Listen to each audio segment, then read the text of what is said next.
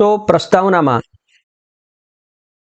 સૌથી પહેલા મુખ્ય બાબતો આપણે જોઈશું કે સંસાર એ બહુ જ મોટો છે. સંસારમાં અનેક પ્રકારની ઘટનાઓ બનતી હોય છે. મુખ્ય રૂપે આપણે માર્ગમાં થનાર અકસ્માતને કેન્દ્ર પરથી બનાવી અને આ પાઠની અંદર ચર્ચા કરવામાં આવી છે. પુનિત અને સુનીત નામના બે મિત્રો છે. એ પોતે આ પ્રકારની દુર્ઘટના ઘટે તો શું કરવું જોઈએ, એમાં કેટલા સાક્ષીઓ હોય છે, કયા કયા પ્રકારના સાક્ષીઓ હોય છે અને જે સાક્ષી બનેલા છે એમનું કર્તવ્ય શું છે, તો આ બાબતોની સંવાદના સ્વરૂપમાં, વાતચીતના સ્વરૂપમાં ચર્ચા આ પાઠમાં કરવામાં આવી છે. અને મુખ્યત્વે આપણે જોઈએ તો કોઈ પણ દુર્ઘટના જ્યારે બને છે ત્યારે એના મુખ્ય બે સાક્ષી હોય છે. એમાં એક સજીવ આવી જાય, બીજા નિર્જીવ આવી જાય. સજીવ છે તો એમાં પાછા અલગ અલગ આવે, પશુ પક્ષીઓ અને માણસો. એવી રીતે બંને જે છે સજીવમાં આવે છે. અને નિર્જીવમાં વાત કરીએ તો રસ્તાની આજુબાજુ અને રસ્તા ઉપર પડેલા પથ્થર, રેતી વગેરે જે છે એ જેટલા કોઈ નિર્જીવ પદાર્થો છે બધાય આવી જાય છે. હવે આવી રીતે જ્યારે માર્ગની અંદર અકસ્માત થાય, દુર્ઘટના બને, ત્યારે મૂળ રૂપે કેટલા સાક્ષીઓ હોય છે અને એમાંથી ખાસ કરીને માણસનું કર્તવ્ય શું છે એ વાતને આપણે આ પાઠમાંથી સમજવાની છે. તો ચાલો મિત્રો આપણે આગળ વધીએ. અહીંયા મેં આ પાઠને બે વિભાગમાં વહેંચ્યો છે. એમાંથી નાટ્યાંશ 1માં આપણે સંસ્કૃતના પાઠ્યપુસ્તકના પેજ નંબર 35 ઉપરનો જે નાટ્યાંશ છે, સંવાદ છે, એના વિશે ચર્ચા કરીશું, એનો અભ્યાસ કરીશું. અને બીજા લેક્ચરમાં આપણે નાટ્યાંશ 2 એટલે કે પાન નંબર પેજ નંબર 36 ઉપર જે સંવાદ છે એનો અભ્યાસ કરીશું. તો ચાલો મિત્રો નાટ્યાંશ 1 ની અંદર આપણે જોઈએ. સૌથી પહેલા તો સંસ્કૃત કેવી રીતે વાંચી શકાય, એની ઉચ્ચાર શુદ્ધિ કેવી હોય છે, દરેક શબ્દ છે, વર્ણ છે, એનું ઉચ્ચારણ કેવી રીતે કરવું જોઈએ, તો એ બધા માટે આપણે એક આદર્શ વાંચન કરશું. અને આપની પાસે પણ જો સંસ્કૃતનું પાઠ્યપુસ્તક હોય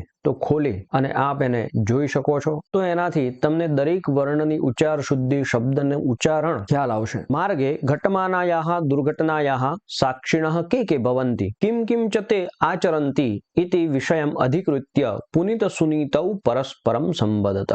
પુનિતઃ ભ્રાતઃ માર્ગે કદાચિત દુર્ઘટનાः अपि घटन्ति तत्र प्रायः प्रस्तरादयो जडपदार्थाः गवादयः पशवः मनुष्याश्चेति त्रयः साक्षिणः भवन्ति. किं त्वं जानासि यद् घटितायाः दुर्घटनायाः सन्दर्भे एते त्रयोऽपि भिन्नं भिन्नं कर्म समाचरन्ति. सुनीतः न जानामि. प्रथमं कथयतु यत् प्रस्तरादयः किं कुर्वन्ति. पुनीतः प्रस्तरादयस्तु अचेतनाः सन्ति, ते स्वयं क्रियां कर्तुं समर्थाः न भवन्ति, अतः ते तथैव तिष्ठन्ति. सुनीतः सचेतनाः पशवः पक्षिणश्च किं कुर्वन्ति. पुनीतः एते घटनया उत्थिताध्वनेः भयमनुभवन्ति, अतः घटनास्थलात् दूरे धावन्ति. सुनीतः सत्यं वदति भवान्. गवादयः पशवस्तु निर्बुद्धयः सन्ति, परन्तु कश्चित् सबुद्धिः मानवोऽपि यदि घटनास्थलात् दूरे धावति तर्हि पशुरेव सः. पुनीतः वस्तुतस्तु मनुष्यः यदि मनुष्यः इव वर्तते तदा सह दुर्घटनायाः साक्षी भूत्वा त्रिविधं कार्यम् आचरति. सुनीतः कानि कानि त्रिविधानि कार्याणि. पुनीतः प्रथमं कार्यम् अस्ति दुःखानुभूतिः. मनुष्य एव दुःखेन दुःखितो भवितुमर्हति, सुखेन च सुखितः. अतः दुर्घटनया पीडाग्रस्तं दुःखितं जनं दृष्ट्वा मनुष्येण दुःखानुभूतिः करणीया भवति. यः खलु एतादृशं जीवन् पश्यन् अपि दुःखं न अनुभवति सः मनुष्यः नास्ति, अपि तु सः प्रस्तरः एव, यतो हि प्रस्तरः कदापि अन्यस्य दुःखं न अनुभवति. सुनीतः यथार्थं भवानाः मयापि बहुधा अपरिचितं दुर्घटनाग्रस्तं जनं पश्यता दुःखमनुभूतमस्ति. द्वितीयं कार्यं किमस्ति. तो मित्रों અહીંયા પુનિત અને સુનિત વચ્ચેનો જે સંવાદ થાય છે, સુનિત જે છે પુનિતને પ્રશ્ન કરે છે, પુનિત એનો ઉત્તર આપતો જાય છે. આવી રીતે બંને મિત્રો વચ્ચે જે સંવાદ થાય છે એના માધ્યમથી આપણે સમજવાનું છે કે કેટલા પ્રકારના દુર્ઘટના જ્યારે ઘટે છે ત્યારે ત્યાં સાક્ષી હોય છે. એ સાક્ષી કેટલા પ્રકારના છે અને એમાંથી માણસ એક વિશેષ છે. માણસ જ એક એવું પ્રાણી છે કે જે બીજાના દુઃખમાં દુઃખી અને બીજાના સુખમાં સુખી થઈ શકે છે. તો એના કર્તવ્યો કયા કયા છે એ વિશે એક ચર્ચા આપણે એને ગુજરાતીમાં જરૂરી મુદ્દાઓને સમજીશું. સાથે સાથે જરૂરી જે સંધિ સમાસ છે એની પણ સમજ આપણે મેળવતા જઈશું. તો ચાલો, અહીંયા જે છે દુર્ઘટનાના સાક્ષીઓ કયા કયા હોય છે, કયા કયા પ્રકારના કાર્યો તે કરતા હોય છે, અર્થાત દુર્ઘટનાને જોયા પછી એ કેવા પ્રકારના કાર્યો કરતા હોય છે, આ વિષયને કેન્દ્ર પરથી બનાવી અને પુનિત અને સુનિત નામના બંને મિત્રો વચ્ચે અહીંયા વાતચીત થાય છે, સંવાદ થાય છે. હવે પુનિત જે છે એ સુનિતને કહે છે કે ભાઈ રસ્તામાં જતી વખતે દુર્ઘટના અપી ઘટંતી, દુર્ઘટના પણ થાય છે ક્યારેક. તત્ર પ્રાયઃ પ્રસ્તરાદયો જડ પદાર્થાઃ ગવાદયઃ પશવઃ મનુષ્યાશ્ચેતિ ત્રયઃ સાક્ષિણઃ ભવંતિ. શું કહે છે કે તત્ર પ્રાયઃ ત્યાં મોટા ભાગે પ્રસ્તરાદયઃ તો પથ્થર વગેરે, જડ પદાર્થાઃ જડાહ પદાર્થાઃ તો એ બધા જડ એટલે કે નિર્જીવ પદાર્થો છે, એ એક તો સાક્ષી છે. બીજા છે ગવાદયઃ ગાય વગેરે પશુઓ, અર્થાત એની સાથે પક્ષીઓ પણ આવી જાય છે. મનુષ્યાઃ ચ ઇતિ અને માણસો, આવી રીતે ત્રયઃ સાક્ષિણઃ ભવંતિ. આ ત્રણ જે છે સાક્ષીઓ દુર્ઘટનાના હોય છે. અને અહીંયા કહે છે કે આ જે ત્રણ છે ત્રયઃ અપી ભિન્નમ ભિન્નમ કર્મ સમાચરંતી. આ ત્રણ સાક્ષીઓ જે છે એ ભિન્નમ ભિન્નમ જુદા જુદા કાર્યો કરે છે. તો જોઈએ આગળ. સુનિત પ્રશ્ન પૂછે છે કે પહેલા તો તું મને એ જણાવ કે પ્રસ્તરાદયઃ કિમ કુર્વંતી. આ પથ્થર વગેરે નિર્જીવ પદાર્થો છે પહેલા નંબરના સાક્ષી, એ શું કરે છે? પુનિત એનો ઉત્તર આપે છે પ્રસ્તરાદયઃ તુ અચેતનાઃ સંતિ. પથ્થર વગેરે તો નિર્જીવ છે, તે સ્વયં ક્રિયામ કર્તુમ સમર્થાઃ ન ભવંતી. એ પોતે ક્રિયા કરી શકતા નથી. અતઃ તે તથૈવ તિષ્ઠન્તિ. એટલા માટે તે એવા ને એવા જ એક જ જગ્યાએ પડી રહે છે. સુનિત પાછો પ્રશ્ન પૂછે છે સચેતનાઃ પશવઃ પક્ષિણશ્ચ કિમ કુર્વન્તિ. સચેતનાઃ તો જે અચેતનાઃ ન ચેતનાઃ ઇતિ અચેતનાઃ નહીં તત્પુરુષ સમાસ છે એમાં. સચેતનાઃ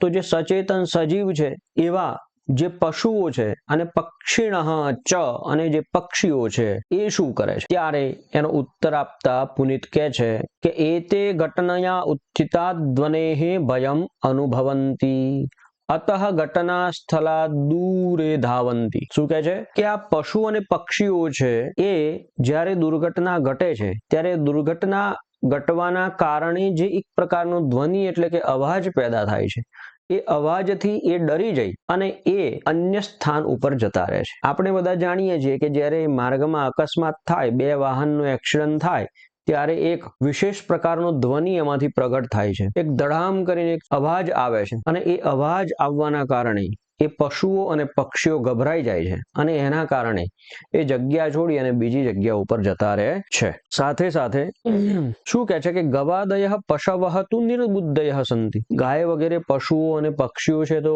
એમનામાં માણસ જેટલી બુદ્ધિઓ હોતી નથી, પણ કેટલાક સબુદ્ધિ માનવ અપી, કેટલાક બુદ્ધિશાળી માણસો પણ જ્યારે ઘટનાના સ્થળેથી, ઘટનાયાહ સ્થલમ ષષ્ઠી તત્પુરુષ સમાસ છે, દૂરે ધાવતી, તે ઘટના સ્થળેથી જ્યારે માણસ દૂર ભાગી જાય ત્યારે વાસ્તવમાં માણસ નથી, પશુ એવ સહ, એ પેલા પશુઓ સમાન જ છે. આગળ વસ્તુતઃ તુ મનુષ્ય યદિ મનુષ્ય ઇવ વર્તતે તદા સહ દુર્ઘટનાયાહ સાક્ષી ભૂત્વા ત્રિવિધમ કાર્યમ આચરતી. જો વાસ્તવમાં માણસ છે ત્યારે એ દુર્ઘટનાનો સાક્ષી બન્યા પછી ત્રણ પ્રકારના કાર્યો કરે છે. સુનિત પ્રશ્ન પૂછે છે કે ત્રણ કાર્યો કયા કયા છે, અને એમાંથી જે પહેલું કાર્ય છે જે દુર્ઘટનાના સાક્ષી બનેલા માણસે કરવાનું છે એ પ્રથમમ કાર્યમ અસ્તિ દુઃખાનુભૂતિ.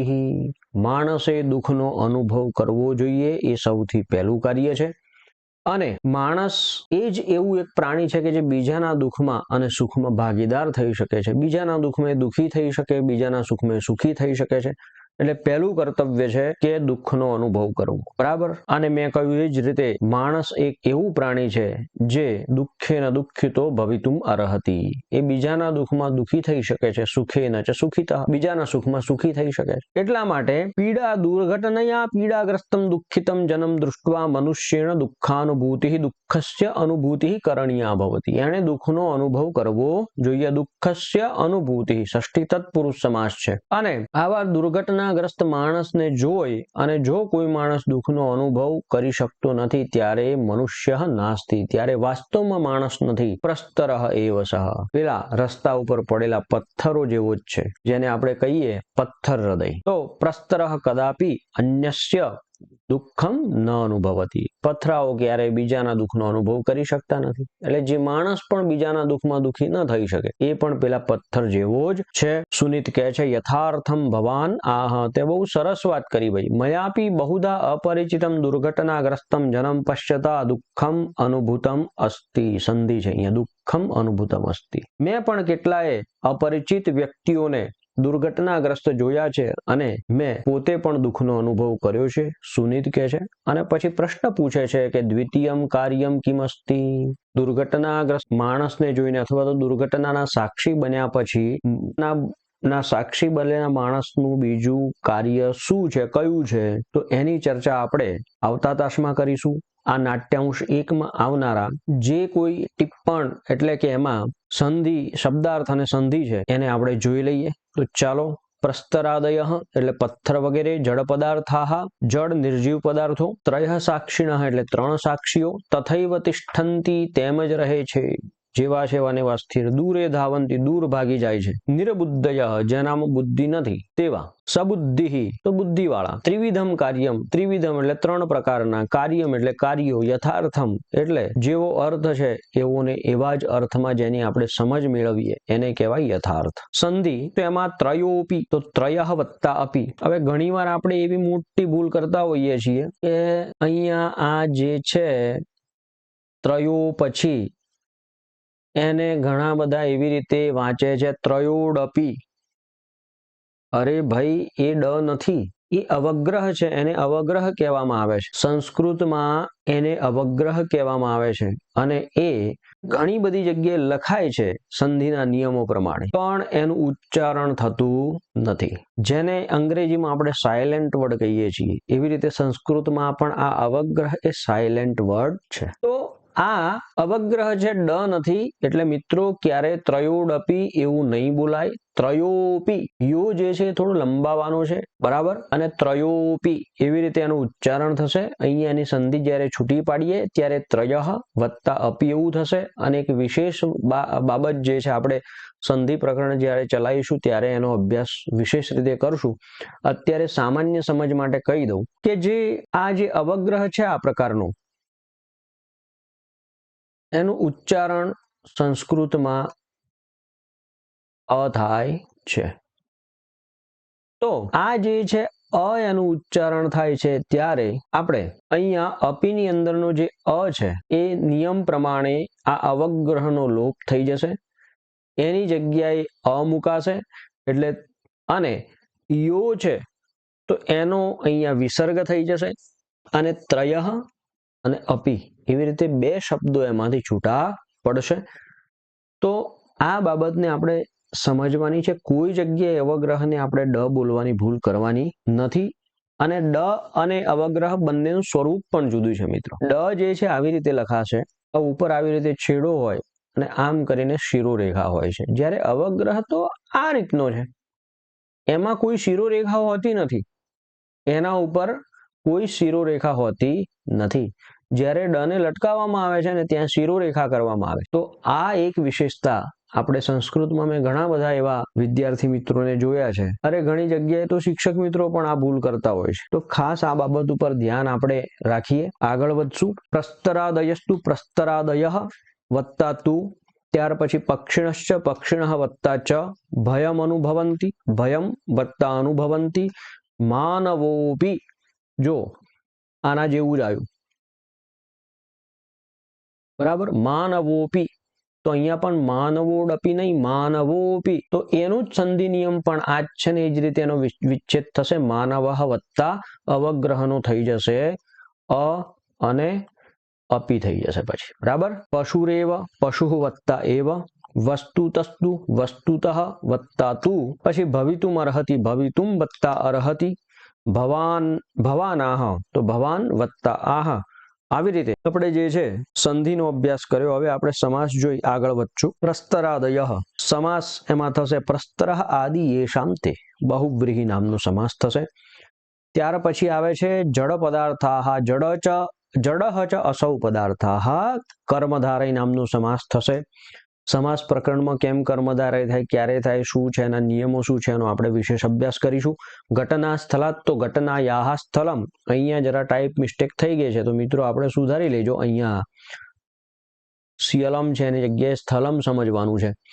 અને એનો ષષ્ઠી તત્પુરુષ નામનો સમાસ છે.